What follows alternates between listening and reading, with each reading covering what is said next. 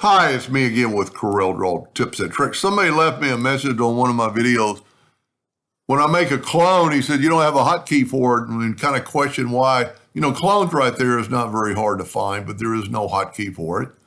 So we're going to make a clone, and we're going to make a hotkey for it. So go to Tools, Options, Customization. You can either search for clone, and this is the one we want, because when you go to edit, we don't have anything to clone yet, but see the two little men like clones? So you can either search it that way, or you can actually go to Tools, Options, Customization.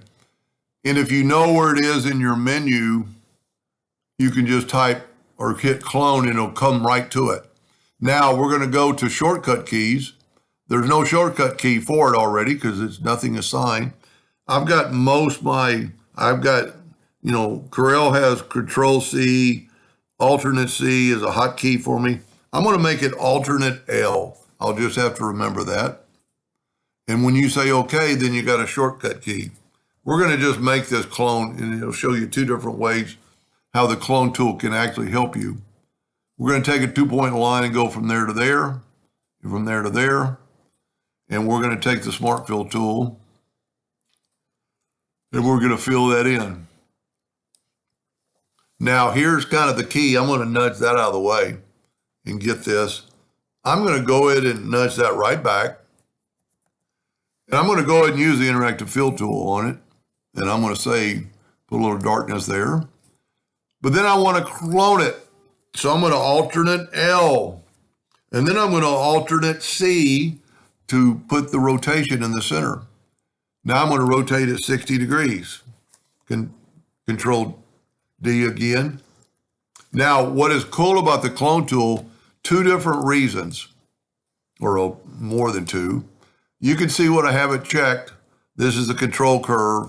This is just the clone curve. Not only can I change the Interactive Fill tool by a bunch, but they do it all by themselves, individually, and doing them all. I don't really like that, so I'll just delete it. And we could make this one black, give a little bit of darkness. So not only can you change the Interactive Fill tool, you can take your shape tool and actually change your look. Now that just happens to look just like a deal. So I'm going to right click and turn it into a curve.